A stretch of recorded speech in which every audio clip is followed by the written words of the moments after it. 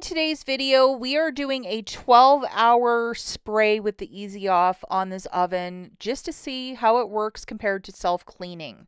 Now, I have been doing a lot of baking and cooking this winter in my oven, especially a lot of breads, and I noticed that my oven started smoking up really badly, so I'm like, I have to clean this, and I've always heard about this 12-hour method, so let's get right into it. Oven. Last night around 9 p.m. I used this and sprayed down all the sides and the doors of my oven, and this is probably like 12 hours later, and I'm going to use just simple water, and I'm going to try using these instead of paper towel because paper towel is expensive lately, and even though I have a stockpile, I'm not wasting it on all that. But you could see that the cleaner did its job. And this is just a workaround from using your self-cleaning feature on your oven, because I know a lot of people hate that. There's other options that you can use too, like baking soda and vinegar. I have a double oven, so convection and a regular. So I'm gonna get to this. And then I also took out my racks. I put them in a bag and then again use this, and I'm letting it soak for 12 hours and then I'll give those a rinse. But I'm going to start cleaning on this and I will show you guys. This is just some water. So I'm going to spray it down. Oh, look, is that a piece of, oh no, is that a piece of hair? But you can see just even putting water on this, how that cleaner did all the work. Like I have yet to lift a finger, and wow, that makes a huge difference, doesn't it, class? That's one pass, but look at that. And then at the very base, I put some paper towel in case it starts leaking, but I think this is gonna go very quickly. That's amazing. I'm also using one of these little scrapers, but like, look how all of the debris that's really baked on.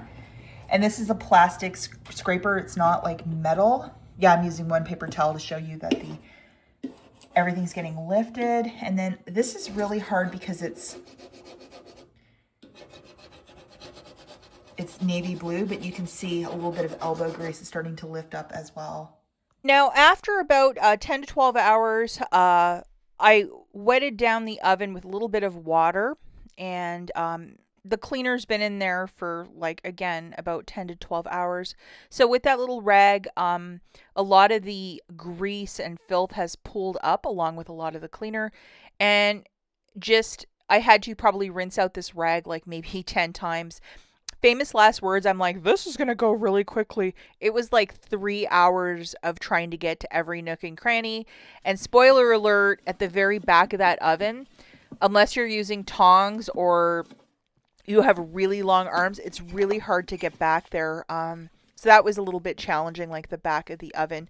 And you have the option too to remove your oven door so you can get in there a little easier, but I'm not that skilled. And just to show you guys, like, this is some of the paper towel. I did use a couple, and I don't even know, it looked like my husband was burning plastic in the oven, so maybe that was smoking it up, but it was gross. It really needed a cleaning. And this is one thing that sometimes you watch people's cooking videos on social media. If they're cooking in a filthy oven, yeah, the cleanest ovens, you know they're the real deal. So for these racks, what I did was this little 13-gallon trash bag.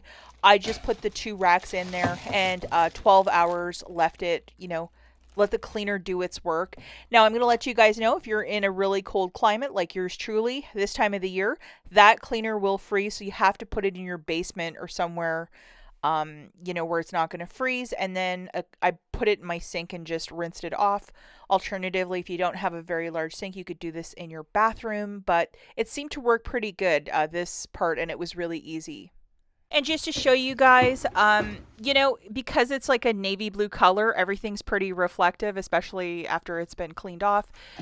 Some of the nooks and crannies in the back, I couldn't get to them, but overall it is a lot cleaner. I did make more bread on Friday, and it wasn't smoking. So this is the before and after. Wow, what a difference.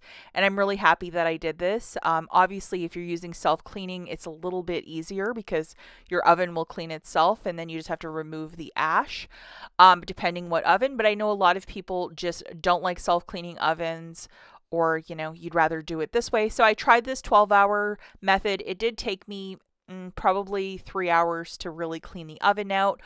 All of these cleaning products I will link in the notes, and I really recommend, I used a little flashlight too. That sometimes helps so you can see where the grease is, especially if you have a navy blue oven inside, which is really weird. That's it for this video. We'll catch you in the next one. Bye guys.